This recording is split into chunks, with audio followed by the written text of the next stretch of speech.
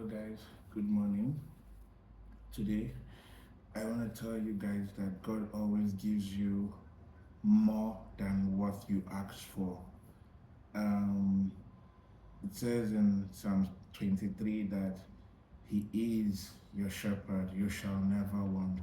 The question is, why don't we ever see in the situation that God gave us more than what we asked for?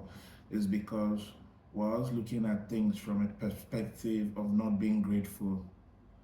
um, we look at the situation with anger. That's why we never see that God has given us more than what we wished or asked for. I can explain this better I'm going to share a personal story. Normally, I shouldn't share this story, but like I tell you, we're here for love, and I'm going to share some of these stories so they motivate you too. In 2022, when my mom died, I was so angry. I was so angry that I failed to look at the situation from a point of gratitude. It's funny, Abby, say there's a dead situation, and why should you be looking at it from a point of gratitude?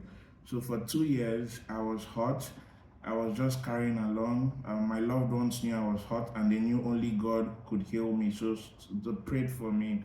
So one of those days, 2 years later, I told God, I'm tired of this hurt. Help heal me. So one of those nights, it was like a trance, and God took me back to when I was about 15, 16, in a hospital where I had asked God that if my mom would live up to 60, I would be really grateful. Now my mom used to have health issues, high blood pressure, and hypertension, which was well managed. But yeah, there used to be attacks, one or two here and then. So one of those attacks, the hospital was in commotion. They were trying to resuscitate my mom, and there I was. I just went somewhere, I started crying. I said, God, if my mom would live up to 60, I'll be grateful. Now then, 60 looked like a big age because I was looking at the situation as this was a bad situation. Now God took me there. Immediately God took me, opened my eye, I became very grateful. Now, God told me, you asked for 60 and your mom died at 66. So then I knew God had put me in a point to look at the situation with gratitude, not anger.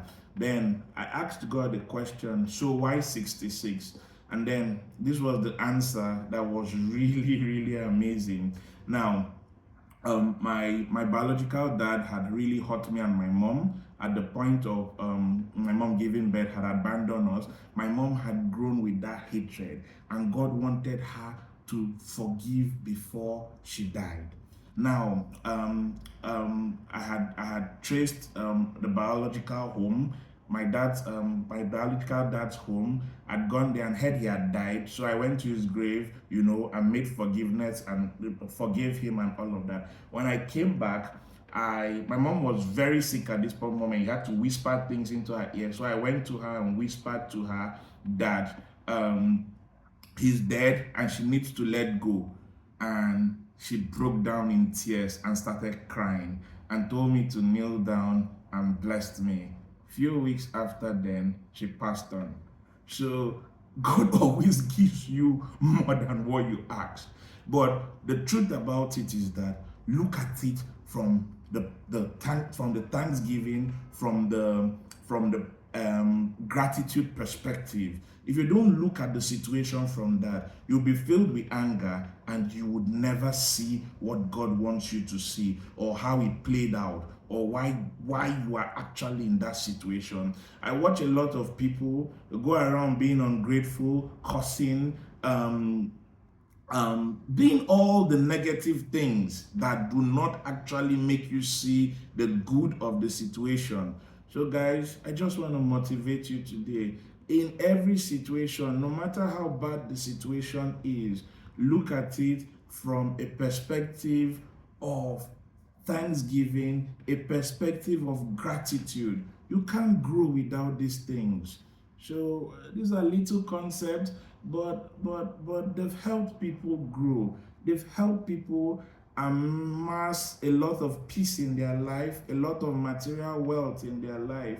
I see young people go around cursing Nigeria, well, and expecting the same land you're cursing to bless you. Well, while you're still cursing Nigeria, something is happening. One young guy has bought one land and built a house for 50,000. He's now selling it for 150 million, 100 million revenue. While you're still there cursing and being ungrateful, 4 Chinese people have come into your country to close a deal on how to, legally get your lithium. While you're still there cursing, some Lebanese people have come into your same country and trying to see how they can start exporting your scrap metal or doing something great with it. So guys, Thanksgiving, gratitude makes the difference. Don't live a boring life, man, guys. Open your mind. The world is a beautiful place. I love you guys.